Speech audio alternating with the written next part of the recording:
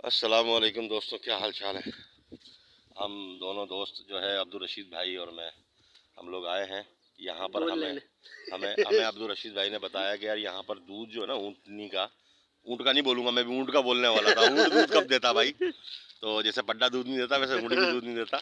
और जो है यहाँ पर ऊँटनी दूध देती है और उसका दूध जमा करके ये हमारे पीछे एक बंगला नज़र आ रहा है, आपको बर्तन नज़र आ रहे हैं पीछे, बहुत सारे बर्तन रखे हुए हैं, वो गेट खुला हुआ नज़र आ रहा है। तो वहाँ पर जो है वो दूध बांटते हैं रोज़ाना, मगरिब के टाइम फ्री में बांटते हैं। 30 से 40 लीटर दूध होता रोजाना। और तकरीबन देखो कितने सारे लोग बैठे हुए हैं दूध के लिए।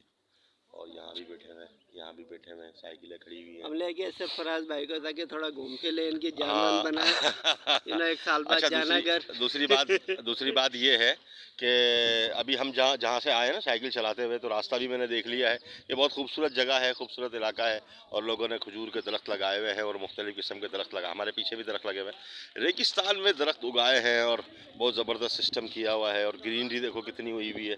और ये पीछे बर्तन जो है वो रखे हुए हैं, लोग आ रहे हैं अभी भी मुसलसल, जो ना लोग आ रहे हैं। ये पार्टी भी नहीं आई है अभी।